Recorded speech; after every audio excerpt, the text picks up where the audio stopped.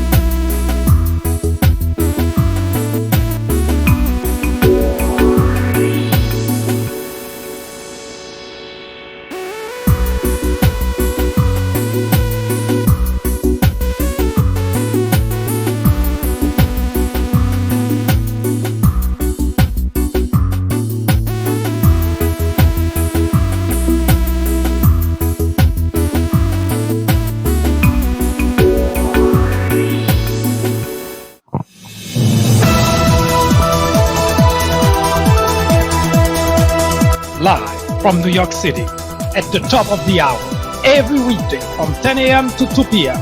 The fourth branch presents discussions, debates, commentaries on social, political issues, current events, sports, entertainment, religion, education, science, and every Saturday at 10:30 a.m. for a full presentation on controversial issues such as abortion, homosexuality, war on blacks, are Republicans, Democrats. Information which might irritate you, make you cry, make you laugh, but above all, will make you smarter. Join us every time. It is the right thing to do. It is the only way to keep your sanity in a world of chaos, hypocrisy, immorality, and deception. Welcome to Common Sense.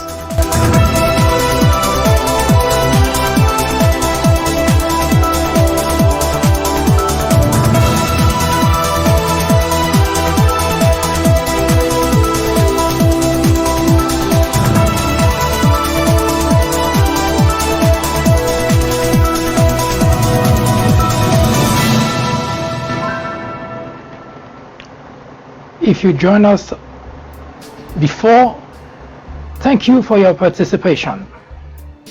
It makes the journey a little bit lighter, a bit more bearable.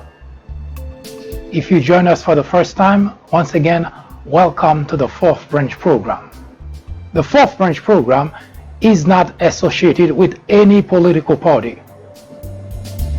At the fourth branch, we do not have any political aspiration.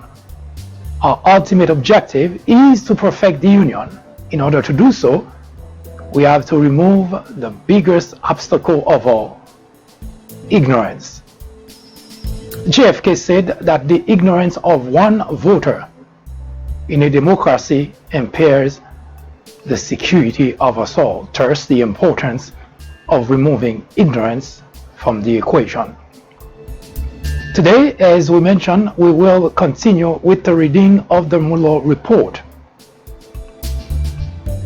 But as we ended the conversation yesterday, in mind that, well, on July 17, Mueller would report to Capitol Hill to, well, explain in English what the report is about. We learned that the display of Mueller answering to questions would be delayed by one more week.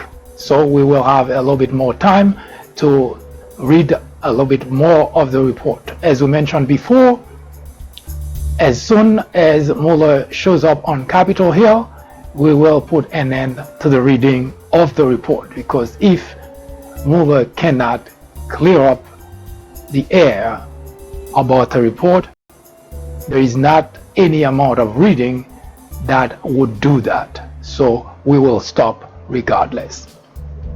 But today, before we begin with the reading of the Mughal report, there are two pieces of news that we'd like to bring your attention to. One is what's currently going in Louisiana. There is a hurricane by the name of Barry. Well, Barry. That Barry doesn't sound like a scary name, but nevertheless, Barry is causing quite some damage in Louisiana. The Gulf Coast, Mississippi River is almost a sight that every now and then the country, it seems that the area seems kind of going through that almost on a seasonal basis. You may recall under George W. Bush, that was one of the biggest stand on his administration, the way that he handled Katrina. You remember Katrina? Well, Barry doesn't sound as scary as Katrina, but nevertheless, according to report, there are people who have been cut off from the rest, and the Coast Guard has been trying the best that they can in order to take those people to safety. If you know someone, or you have people, members of family or friends who live in Louisiana, you might want to check on them to make sure that they are safe. So far, there has not been a report of human casualties, but this is early, and it seems that the hurricane is picking up strength, and more rain is expected, according to the weather station in the area. And there are people who are, of course, they have become so, it has become such a bad habit for the weather to hit that part of the country, that people always brace themselves for that. And some people have become very good at, well, I don't know, the word very good is really a good expression to use, but they have become accustomed, rather, to preparing for the worst and hoping for the best.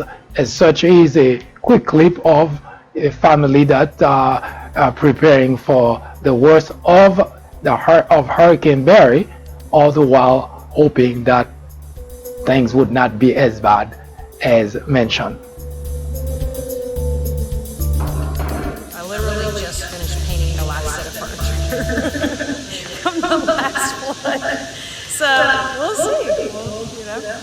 And you're worried about what's going to happen next? A little bit, yeah. I can't control it, but doing what we can just to be on the safe side. You know, put up the couch since we just bought it, and you're gonna get some sandbags put in front of the doors because that's where the water comes in, and we'll seep in. Anyway, hopefully that'll happen a little bit, and we'll just keep an eye on it. I'll start moving more furniture tonight or in the morning if it looks like it's gonna get real. As you can see, this is something that's being repeated across the state of Louisiana, because people are, of course, every time hurricane flooding happen in the area, most people who live in the path of the situation, they usually end up losing all their furniture because water get so high in those houses, and the furniture is pretty much ruined. So what the clip you just saw, courtesy of Associated Press, is one of those such individuals who are lifting the couch furniture further from the ground in order to save whatever is possible in case that it's not as bad. But again, if it's major flooding, all this effort would be pretty much for nothing. Now, in another piece of news, we have uh, um, Paul Ryan. Paul Ryan just came out with a brand new book, American Carnage. You may have seen in maybe an invite in, especially if you on Twitter. The title is American Carnage, and we picked that as a joke actually for the title of this presentation, and call this episode American Carnage. Now, in that book, that Paul Ryan, as you might already seen, most people who serve in administration, when they leave the administration, they more inclined to publish a book and to tell a side of the story. And under Donald Trump, it is almost impossible for someone to leave the administration and later on not to have a story to tell, because there is plenty of story to tell about the Trump administration. But that book, American Carnage, what Paul Ryan is trying to say in the story in the book, is to prop himself as someone who managed to keep Donald Trump in line. Now, I don't have to explain to you that people on both sides of the political spectrum, Republican in particular, there are already different camps in the Republican side. Some will believe that Paul Ryan actually hinders Donald Trump in his work for the people. Yes, you heard correctly. Some Republicans, especially the what you would call the extreme right wing, they believe that Paul Ryan was a stumbling block, an obstacle to Donald Trump's agenda. And of course, that aside, even people who do not think that that was the case believe that Paul Ryan exaggerated his role in reining in on Donald Trump. And of course, I do believe it is really a big joke that Paul Ryan would come out and suggest maybe he suffered of memory loss, maybe he suffers of delusion, maybe he was living in a world different from the rest of us, which is not impossible, because if you look at the Republican Party as a whole, they seem to live in a world that they craft for themselves, and reality does not matter. So maybe that's the case. But the book itself, I suspect, as more is said about the book, I believe that Paul Ryan will most likely go in the way of Sean Spicer in terms of success with that book, because even to begin with, the statement that he's making about having been, if you like, kind of the guardrail, if you like, for lack of a better word, the guardrail for the nation from Donald Trump. It's kind of ironic to even hear Paul Ryan trying to even suggest anything remotely such. As we're reading more and more of the book, of course, we'll tell you a little bit more about it. But we will come back to talk a little bit about putting some context in the reading of the Mueller report. You may recall if you've been watching, that we are reading volume 2 of the Mueller report, which deal exclusively with obstruction of justice.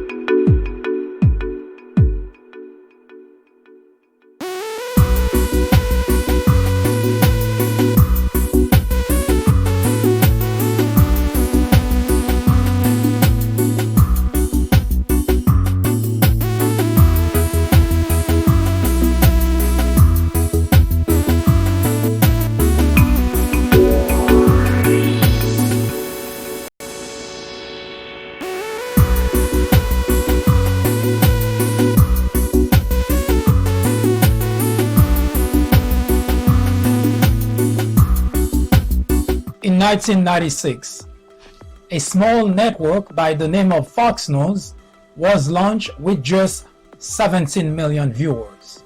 Today, with over 100 million people watching regularly, Fox has become the greatest threat to our democracy, constantly bombarding the airwaves with false information, distortion of facts, and outright lies presented to its audience as news. Fox has created an army of blissful ignorance. According to a survey, 82% of Fox viewers are ignorant of facts and the truth. To keep millions of people in ignorance not only prevents democracy from flourishing, but it also clears the path to authoritarianism, to dictatorship. Martin Luther King Jr. said, "Nothing in all the world is more dangerous than sincere ignorance and conscientious stupidity." Let me finish by saying that democracy cannot survive in an environment where truth and facts do not matter. At Fox, truth and facts do not matter. Indeed, democracy in America is in jeopardy. It is a crisis the country can no longer ignore.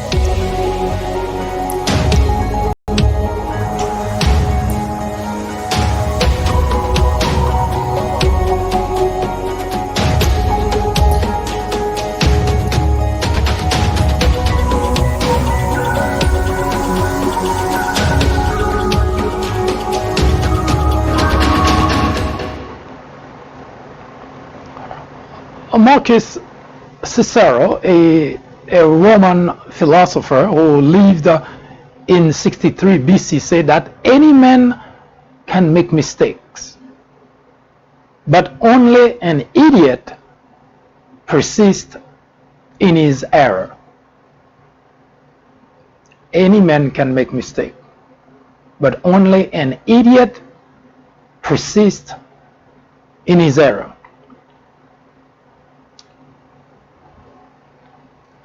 In the 2016 presidential election,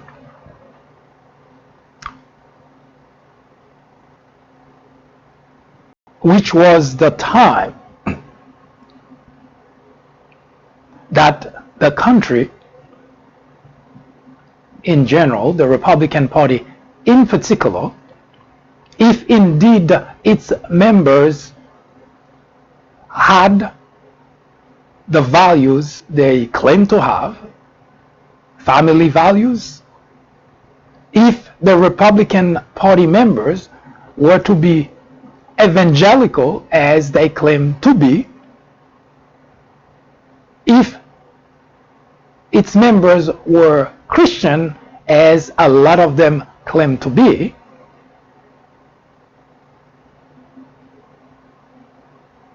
we would not have had a Donald Trump administration.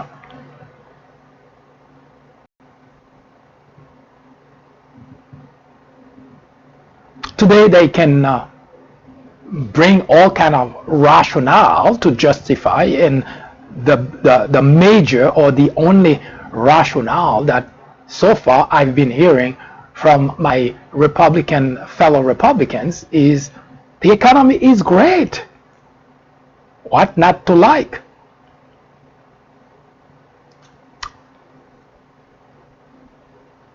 Now, if you pause for a moment, you have to say we're going to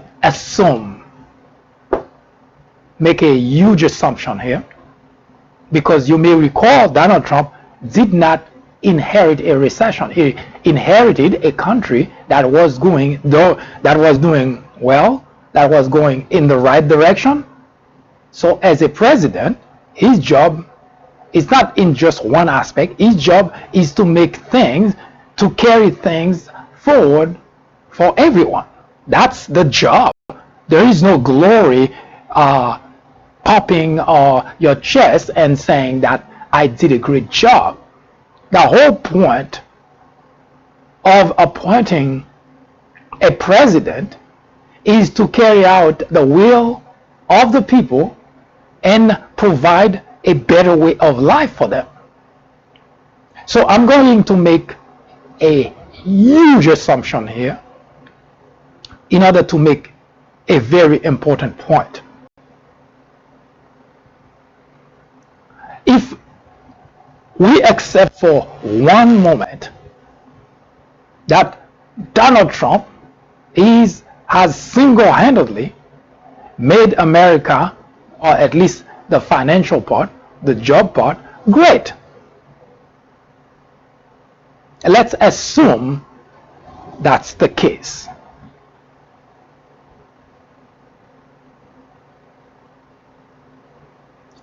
Now, the argument Republicans are using, the Christian conservative, the fiscally conservative, all various members from the Republican Party that using that as a defense should actually be very ashamed of themselves, because you cannot use a defense in hindsight. What I mean by that,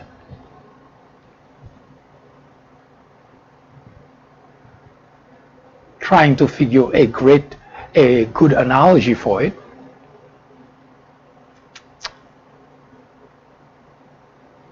Let's say you were to break the window of a car. Maybe not that great of an analogy. Let's say you were to buy a car. The analogy may be stupid even, but the point I'm trying to make will be understood. Let's say you buy a car.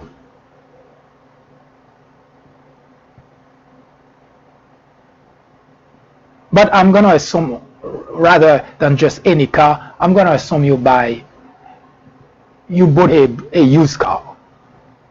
In fact, the story I'm about to tell you is a true story. Couldn't come at a better time to save me, to find a good analogy. You buy a used car. Now, the car is not, can run, but it doesn't look like anything. In fact, it's probably worse than Clint Eastwood car. Not that Clint Eastwood cannot afford a car, but he's always driving a beat up car that get people to think, what the hell? The guy has money, but he chose to drive a car that would stop, that would break down at any point in time. Whatever the reason is, we don't care, but that's not the point. So let's assume that you bought a used car because you cannot afford a brand new car, or because maybe you can afford a brand new car like Clint Eastwood, but you decide to buy a used car.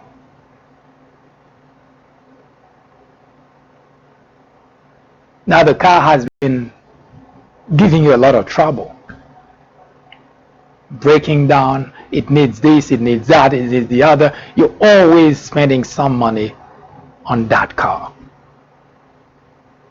But you shouldn't have bought a used car to begin with, because one, you didn't have any need for it, and two, you could afford a brand new car.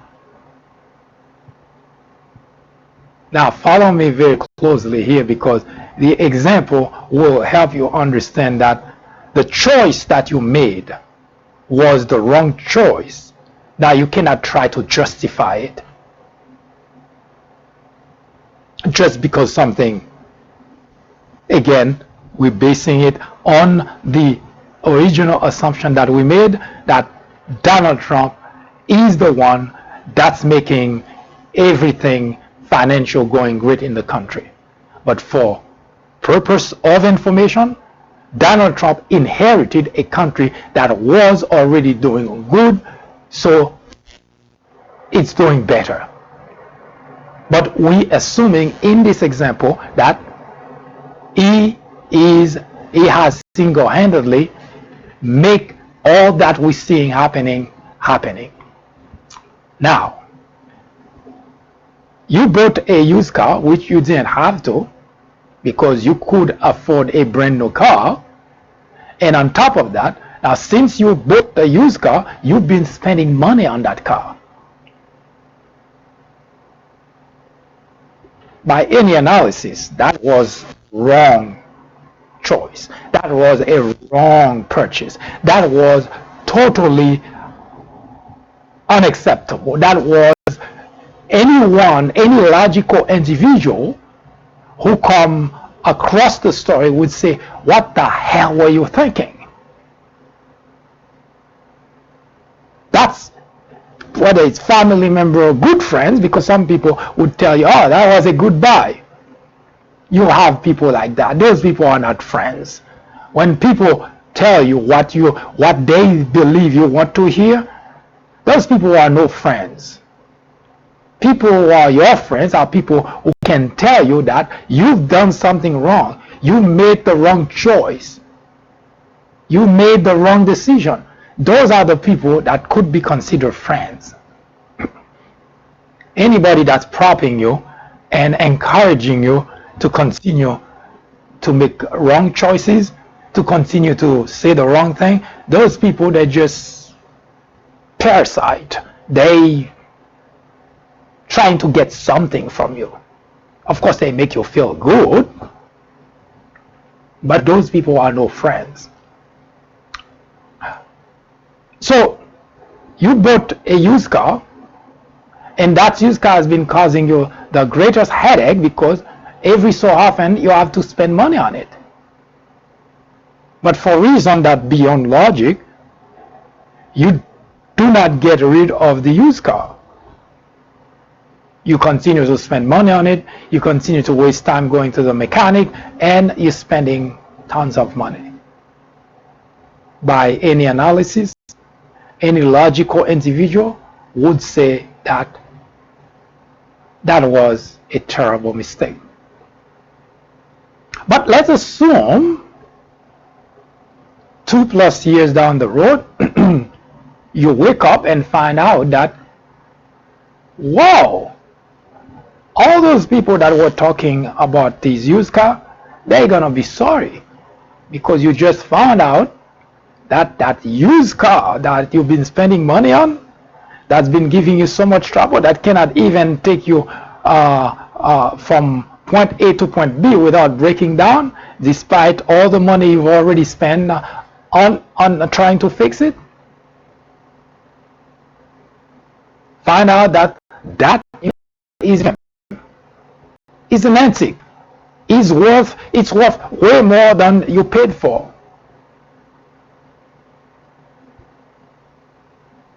Now, the first reaction you would have is, that was a good buy. That's the first reaction you would have. I didn't make a mistake. Of course you made a mistake. You didn't know it was an antique. You didn't know it was a gem. You so happen to have found that out 2+ years down the road, and it benefits you, no doubt, but you cannot call that. You didn't make the decision, wasn't made because you had the prior knowledge of, because when you make a decision that's based on knowledge, on information, then you can say you make a good decision no matter what people say. You could say I made the great decision because you base those decisions on solid information. But that wasn't the case with the used car scenario.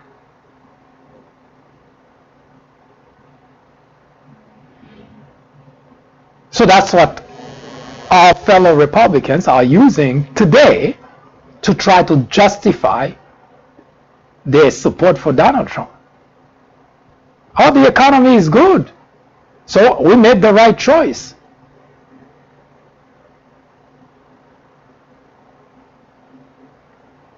It all started with that used car that's been giving problem and has not stopped giving problem. And Donald Trump is that used car. Contrary to the story, Donald Trump is no gem, is no antique. Donald Trump is a criminal, a crook, a scoundrel.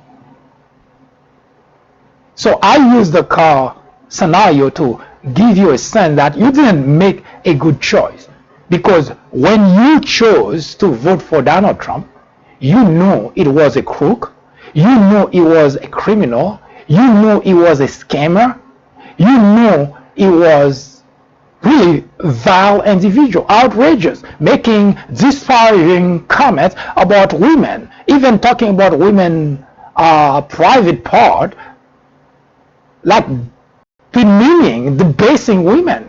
You knew all that.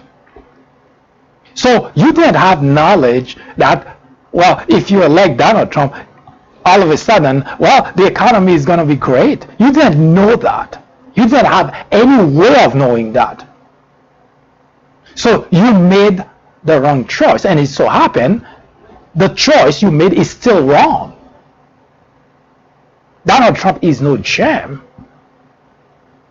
It's proven that Donald Trump is a criminal. His co-conspirator,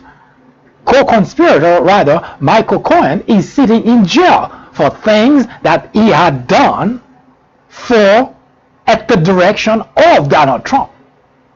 The only reason Donald Trump is not in the same predicament as Michael Cohen is because he is the president of the United States, and the Department of Justice say you cannot indict the president. So Donald Trump is no gem. So all those people that are defending Donald Trump, thinking people like Jim Jordan, calling Michael Cohen a liar. Sure, Michael Cohen is a liar. Donald Trump, have you looked in the mirror? There is not a single thing that come out of Donald Trump's mouth that's the truth. So sure, Michael Cohen is a liar. We're not here to defend Michael Cohen. But the bottom line is you cannot call Michael Cohen a liar in order to defend Donald Trump.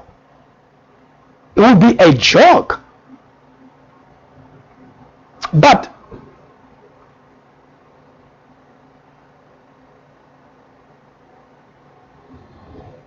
the question that I keep asking all those people, legislator and constituent alike, would you use Donald Trump as a role model for your children, your grandchildren? Would you invite Donald Trump to tutor your children, your grandchildren? Would you? Now I want you to think about those things clearly, because you may not like what I say, and that's your prerogative not to. You may call me all kind of name. That's your prerogative to do so. I ignore whatever you say. But those are information that are logical,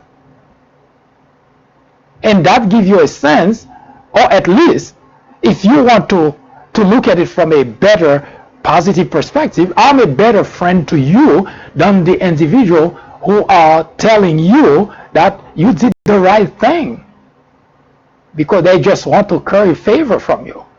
Those people who are telling you, who are supporting your bad choices, your bad decisions, those people are no friends of you.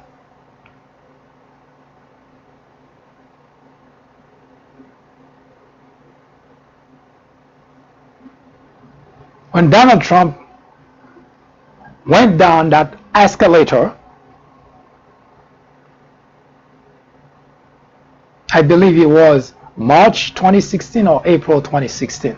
No, actually 2015 rather. If it were 2015, most likely it would have been not maybe June, around that time frame, 2015.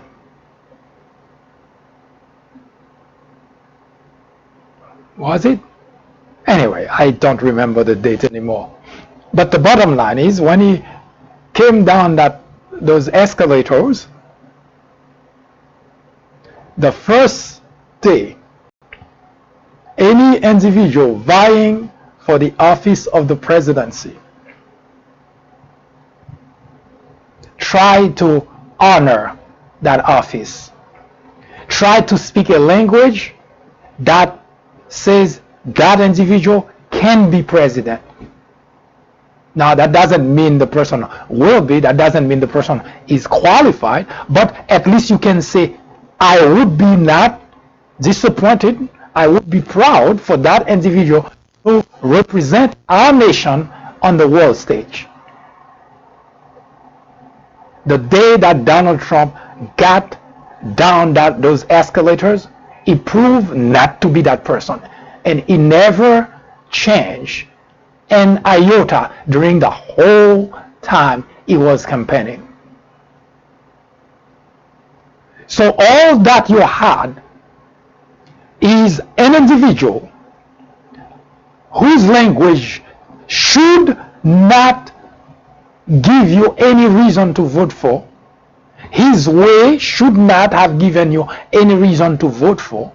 That assuming that you value the presidency, assuming you think whoever is supposed to occupy the Oval Office has to have a certain character, a certain ethics, certain level of morality.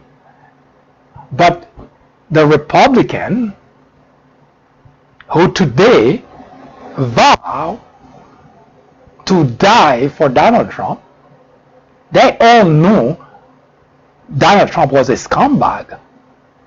Christian, evangelical, people who pretend to have core values, people who pretend to have family values, they all knew that Donald Trump is a scumbag, a criminal, a crook, a liar. They all knew that. This is not something that's coming today. During the whole presidential campaign, 17 women came to say Donald Trump sexually assaulted them.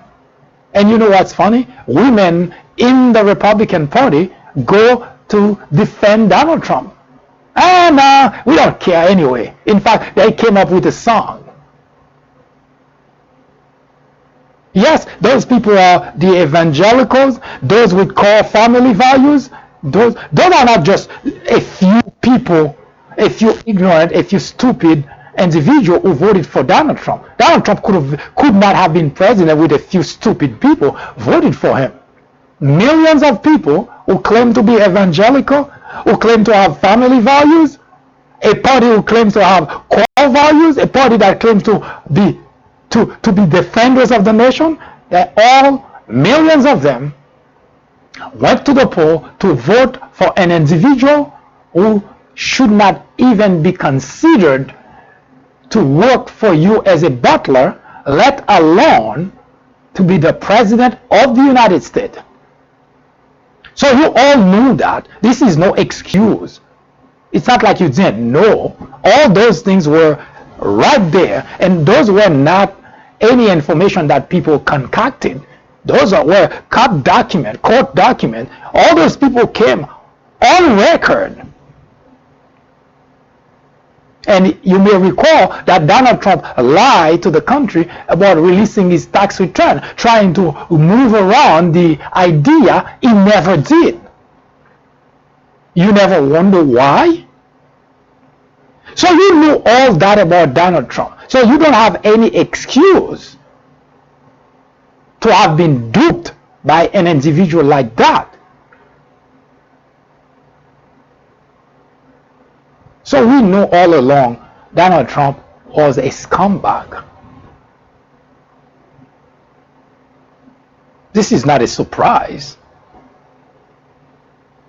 Now some Republican, maybe or maybe not, I don't know how the logic works, they believe that as soon as Donald Trump, and if Donald Trump get elected president, then Donald Trump would become a refined individual. I don't know which crystal ball they were looking into. At that age, an individual like Donald Trump cannot change into anything better.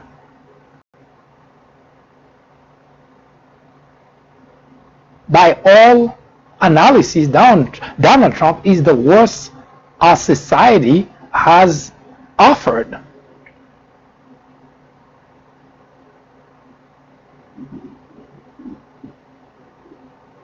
But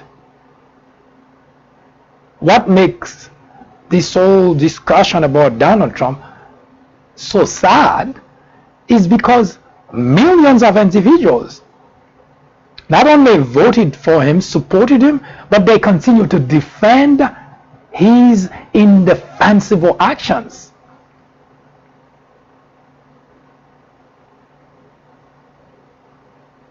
But the evangelicals, they continue to defend his indefensible action, but they have family values, and which bring me to this. The way that Republicans explain family values, now here is a picture of, well, a family sitting around the table.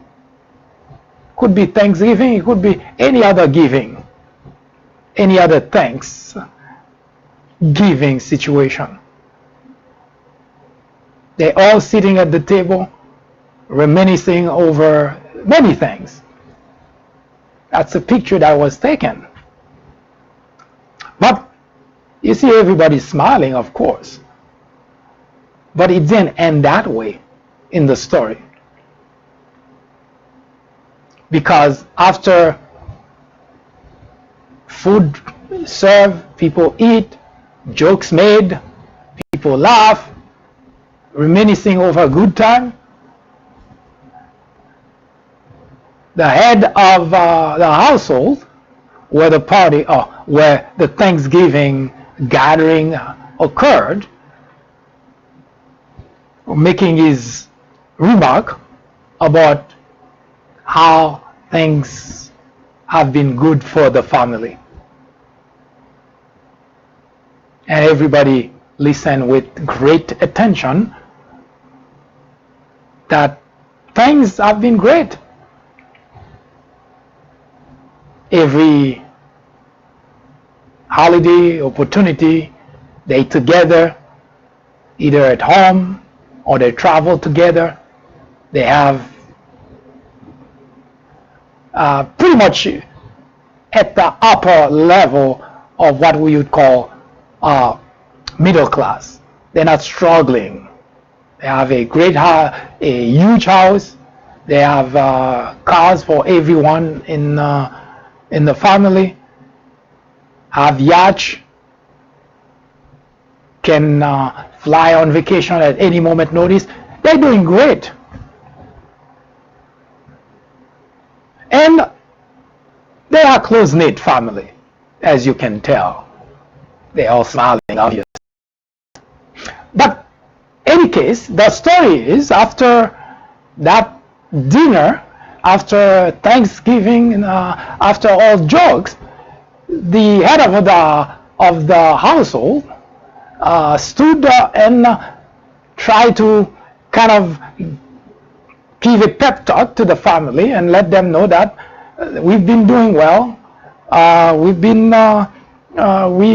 don't have need, not financial need, because things have been pretty great, and we close knit family.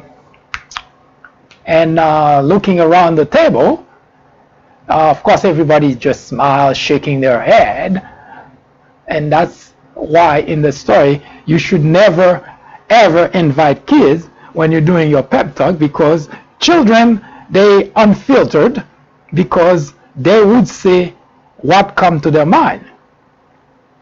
And one of those children asked the question and say, for privacy's sake, we're going to use the name Joy for the child and the name Smith for the head of household.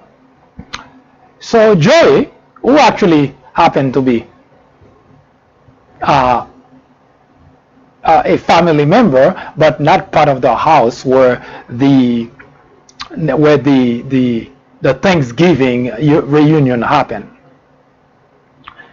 But Joey also knows the story. Of course, he's been told, probably in his own circle, house, he knows the story. So Joey asked Smith, what kind of family value is that when your daughter is married to a mobster? Ooh, silence. Complete silence. Imagine the silence. Joy is a kid. Now, adult would usually try to shut Joey up if Joey were to continue, but Joey was quick enough to simply ask that question and shut his mouth. And there was a complete silence. Imagine that. He is a head of household, Smith, who just gave a pep talk how good the family is doing, how close-knit they are, pretty much saying that they're great, they're doing fantastic. But that was challenged by a kid, Joey, who asked, how could we talk about values when your daughter is married to a mobster?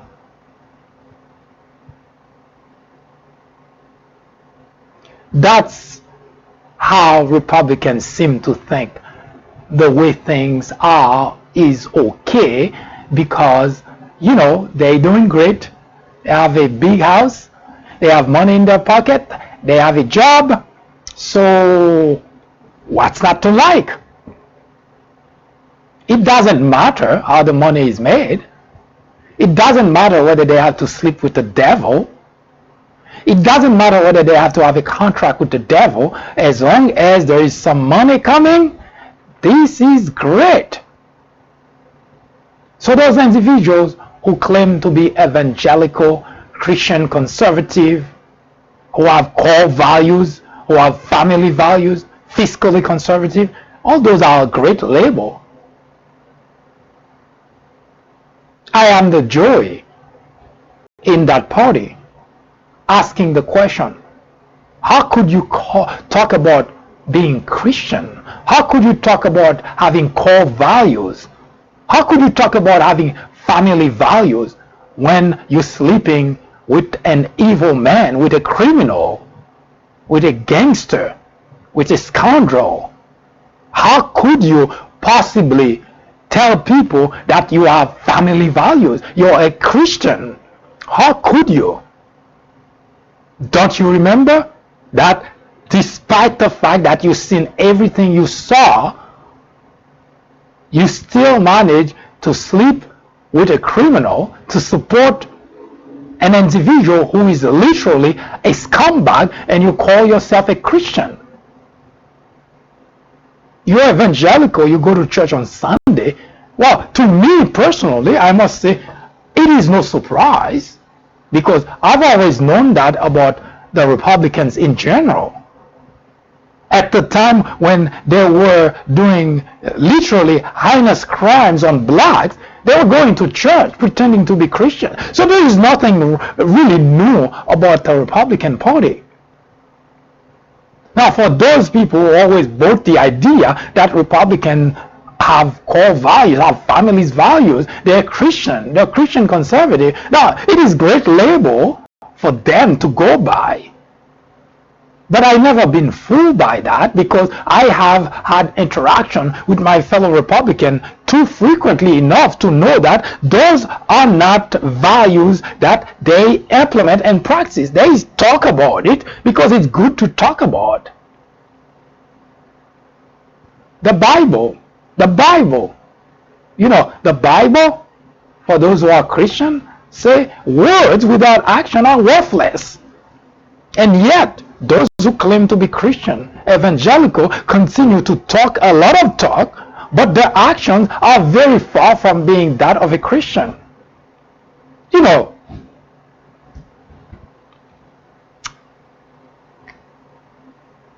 And for those who continue, especially the Christian, the evangelical, who continue to claim that, well, Donald Trump is doing a great job because the economy is great.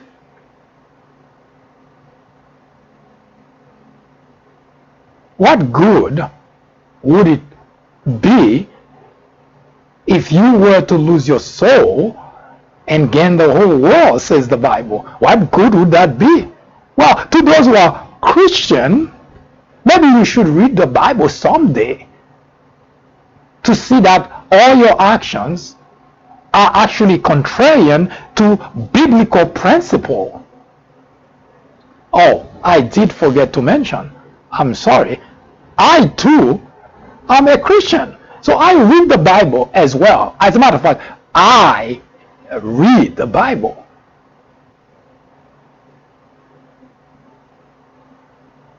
Not let somebody tell me about it. I read the Bible. Those things are not Christian values. You cannot claim to be Christian and continue to support. And we're not talking about someone who commit a crime, who commit a sin, and then repent from it and walk away from that type of life and now become a new creature. You would have said, okay, that's fine, because the Bible says God forgives.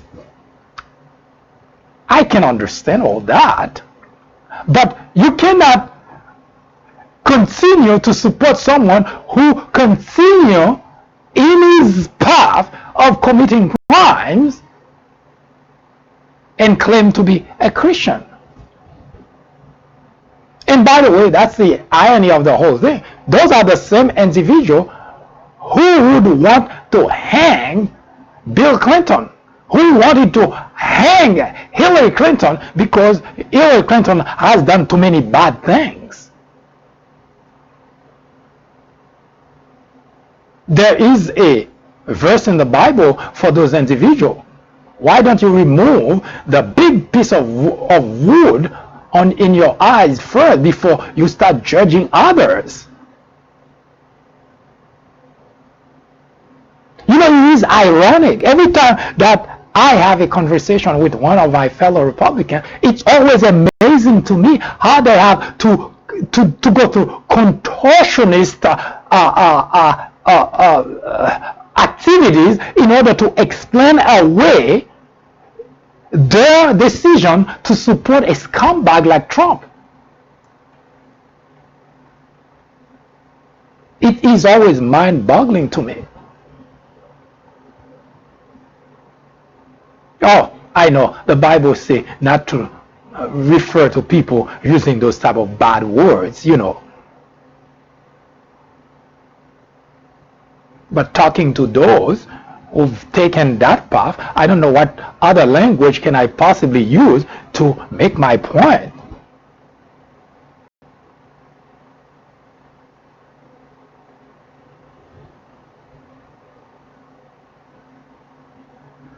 So you are a Christian, but you do not follow Christian principle. you are a Christian, but you don't care about Christian principle. You go for anything and everything that can help you financially. But don't talk about being Christian. Don't talk about having family values. Don't talk about having core values. Don't talk about being fiscally conservative, because none of those labels applies. Now, it is one thing to simply live and be. Nobody would ask. Nobody would care.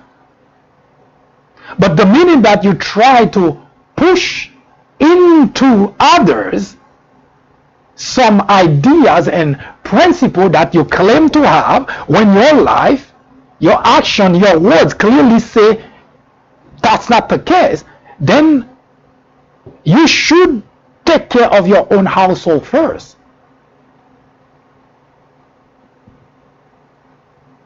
I have encountered people who actually, and by the way, it may sound crazy, but it's true.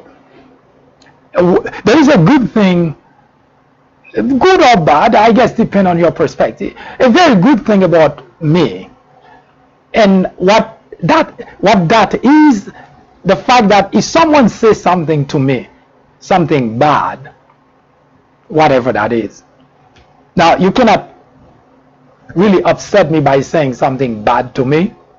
You cannot upset me by calling me names, because it doesn't do anything to me. It doesn't remove anything from me. You call me any name that you want to, and that's not going to change anything about me. Calling me name doesn't make me sick, meaning my health. It doesn't impact my health. It doesn't impact my personal situation, financial, or any situation about me is not changed by someone calling me name. In fact, that's the reason, I may have mentioned that before here, that just like a lot of people today, children, kids that are being bullied, of course, the internet wasn't such en vogue at that time, so I wasn't in that category of people being bullied, cyberbully, being bullied on the internet. But I was bullied like a lot of children today.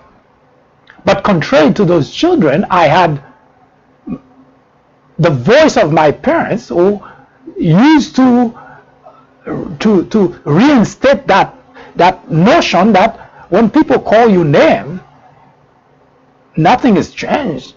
My name is Mike. So if someone doesn't call me Mike, then you can call all you want. Then you're not talking to me. You're not talking about me. So that is essence, that kind of education from my parents make me a very well-grounded individual growing up. And I try to, as best as that was possible, to kind of guide my kids towards that type of mindset as well. People call you name. If it's not your name, then you ignore it. And sooner or later, they will move away, because if it's not impacting you, if you're not upset about it, then they would start feeling really pretty stupid. But one good thing about me is the fact that when someone says something bad about me, I usually take it into consideration. What I mean by that, not to get upset over it, but to see whether there is some truth to it, and I will change it if it's necessary to change it. Because not everything that people say that worth changing, because it could be the person's opinion. But one thing about me, if you say something bad If you say, I'll give you an example. This program, if you say that you're doing it okay, but that doesn't help. But if you say you're doing it wrong, if you were to do it this way, then it will be better. You can rest assured that your advice would not be ignored. Now, even if you put it, no matter how you put it, even if you put it in an insulting way, that still would not change the fact that I would look at what you say and try to implement the changes. It may not be all the changes you said, or it may not even be the changes you mentioned, but that would give me a sense of an alternative way of doing things in order to make it better. So that makes me a difficult person to really deal with, because your insult would not really impact me. And as it's probably obvious to you by now, that yes, sometimes I come across very insulting myself. Maybe because I figured it doesn't impact me, it shouldn't impact you either in that sense. But contrary to people who just insult, I tend to provide the rationale behind and a way out of the predicament. Not just say you're a bad person, because it would not do you any good for someone to just say that. And it would be just an opinion. But if I show you where you went wrong, what you've done wrong, the wrong decision you've made, then that means now you have ground to decide to make things better. Marcus Cicero said, any man can make mistake. So I always make provision for that. You can make mistake. If you're a man, chances are you will make mistake. Any man can make mistake, but only an idiot persists in his error. So in 2016, you Republican constituent made a mistake. There is no if and but about it. It plays out in front of you. It was playing out in front of you, and you made a mistake. And we cannot blame uneducated people, illiterate people. We cannot blame racists. Well, maybe we can, because maybe there are enough racists that put Donald Trump where he's at. The bottom line is, it required the election of Donald Trump as president, required not just a few people, millions of people went to the poll and voted in office an individual who had in display the type of individual he is. And the evangelical, those with family values, those with core values, did not have any problem taking that person to the Oval Office.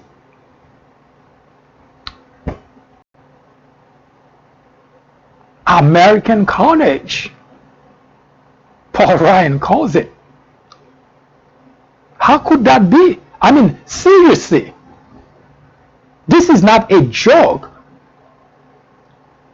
It is exhausting. It is exhausting to talk about Donald Trump destroying the fabric of our society. It is exhausting.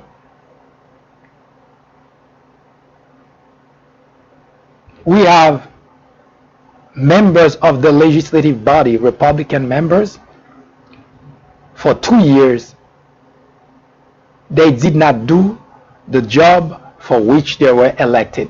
Now, I know you, Republican constituents, were okay with that. Because, as I always say, and I say it again, that there is not a shred of patriotism in the Republican Party. Because all those people that claim that always take a bullhorn to claim they are patriot, again we go back to exactly the same thing. You claim something, but your actions say something completely different. Words without actions are worthless. Oh, the Bible said that I'm too shy to say something like that. I mean, come on. I would never, ever in my wildest dream be so insulting. But the Bible, I can quote the Bible. Words without actions are worthless. So you can take your bullhorn and claim all you want that you are a patriot.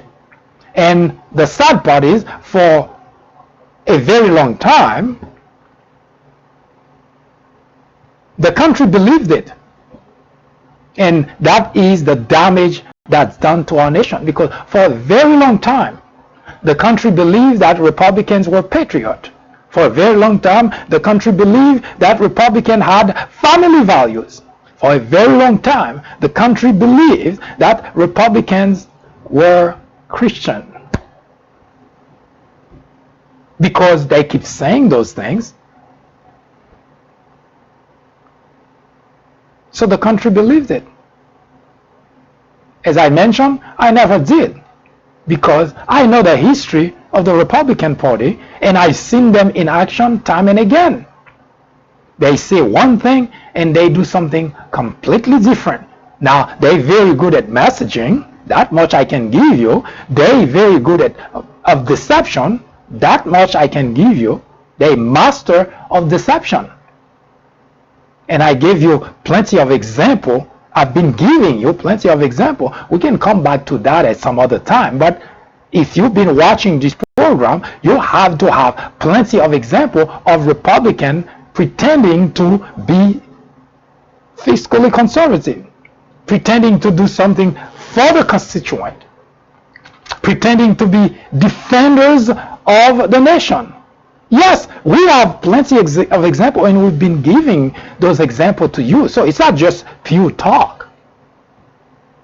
As we mentioned before, we have 100 years of data. We could have gone further into the past, but we think 100 years are enough. 100 years of data showing unequivocally that members of the Republican parties have always worked against the interests of the constituent. 100 years. But what keeps the party going is the master, the artful, the ability to deceive. They're able to convince their constituent that they're the best thing they have.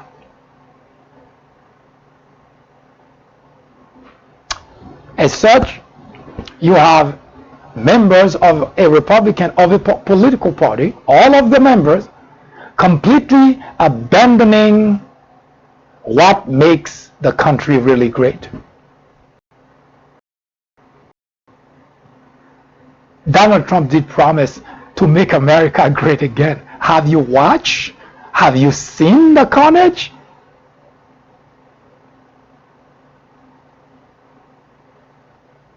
Everything that's going on in the country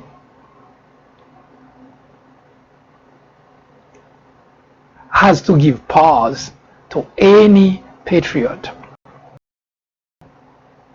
Has to give pause. This is the individual that represents the nation. This is the individual that's sitting in the Oval Office. This is the individual the American people chose to represent the nation. Would you use Donald Trump as a role model for your children, your grandchildren? Would you use Donald Trump for a role model for your children, for your grandchildren? Would you? Would you invite Donald Trump to tutor your children, your grandchildren?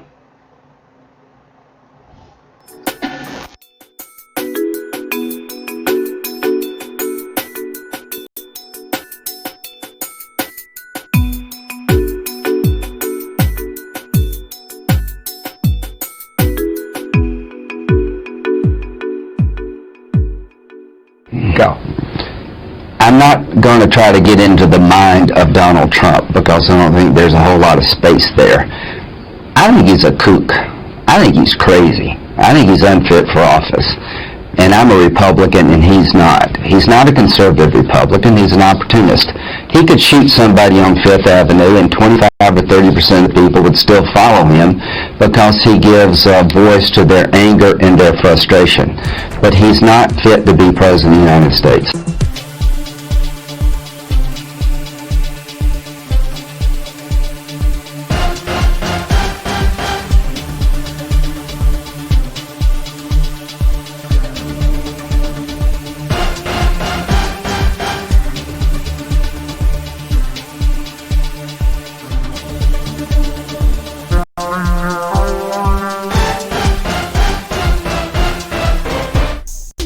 Ignorance, they say, is the biggest threat to any democracy.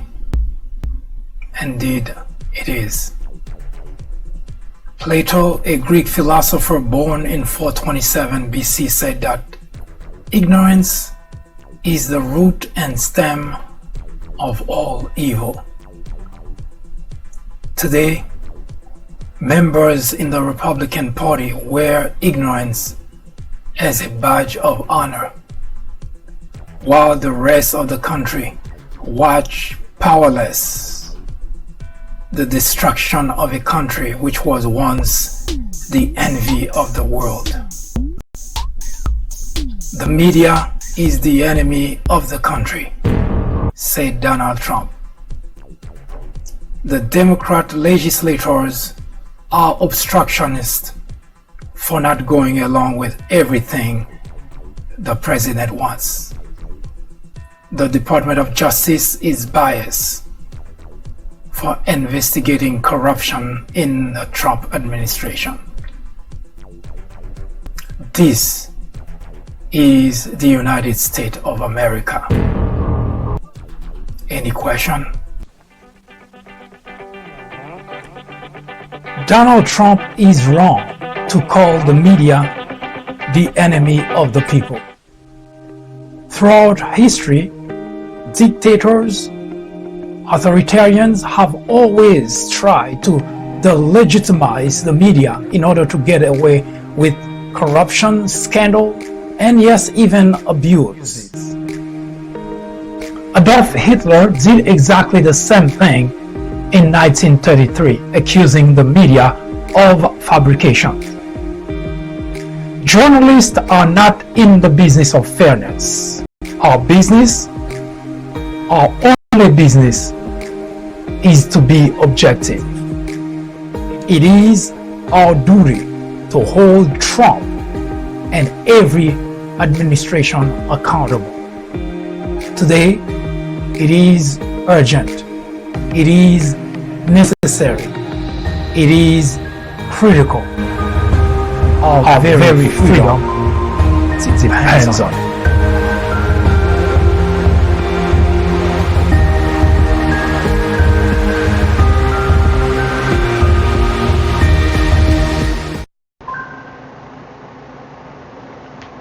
I do thank you for spending the time with me. I humbly apologize not to have had the opportunity to read the Mueller report. And besides, I also thought that, well, since Mueller is not going to be on Capitol Hill on July 17, we have a little bit more time to continue with the reading of the report. Today, of course, is Saturday.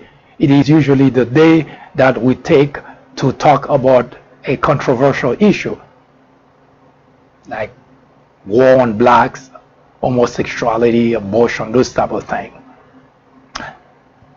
But we consider this topic equally important to talk about because the very soul of our nation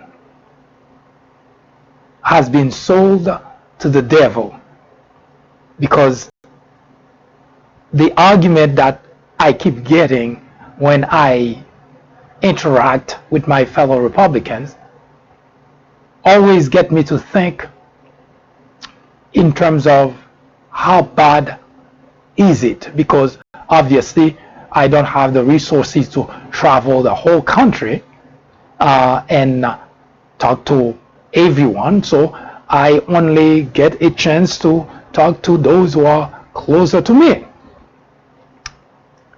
But it's always typical, because if you may recall, during the 2016 presidential election, there was what you would call a spider, a web connecting all the various Republican, no matter where they were in the political spectrum, they were connected via social media, and their ideas, their support for Donald Trump, their way of thinking were all shaped by narrative that were being pushed on social media by our enemy, Russia. Now, conversation with my fellow Republican, especially one in particular, did mention something to me which provide a window into the thinking of Republican when they defend Donald Trump. The individual told me that, well, Russia did not make my decision to vote for Donald Trump.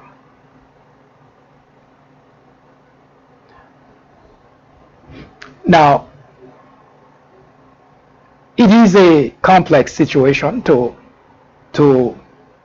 talk about, because I'm certain that there were people who were going to vote for Donald Trump anyway, Republicans.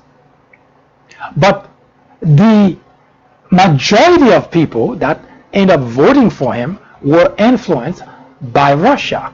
We know that because the report told us that 122 million people were influenced by the bombardment of messages on social media by Russia. That's how we make decisions. No matter how you think about it, no matter how much you want to defend your position, you were bombarded with information that tell you Hillary Clinton was bad on a daily basis. Actually, I say daily, but usually those information come to you like a flood, a deluge. You get it, your friends send it to you, your friend's friend forward it to you. So you were bombarded on a regular basis, sometimes hourly, and as it was getting closer to the actual election, it was almost on a minute by minute basis. You were bombarded with information that tell you which way to go. So yes, you were influenced by Russia. No matter how much you try to deny it, you can, but that doesn't change any fact. We make our decision based solely on information. If you belong to the human race, that's something you cannot argue against. You want to take example in your own personal life? You go to buy a pair of shoes, you go to buy clothes, you go to buy a car. No matter what your decision, no matter what you try to do, you base it on information that's provided to you. Now imagine that the information we're talking about, the bombardment of information at election time, when anxiety is high, emotions are high, that you bombarded with information that says Donald Trump good, Hillary bad, on a regular basis.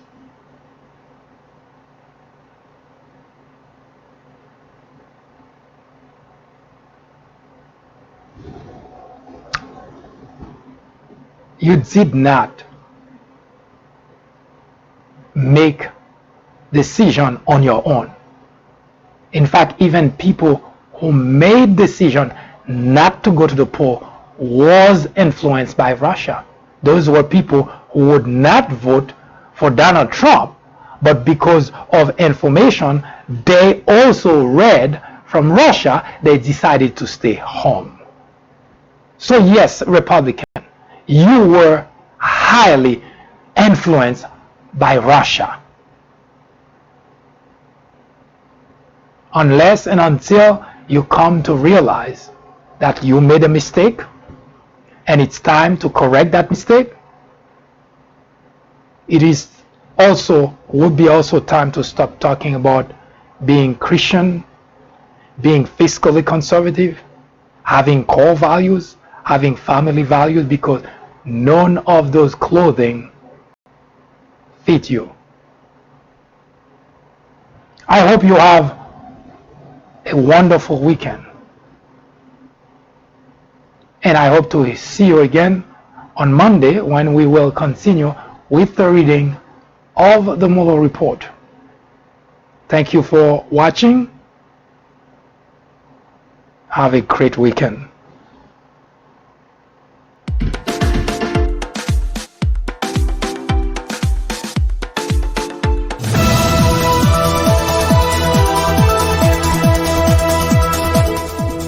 That was an update through the prism of common sense.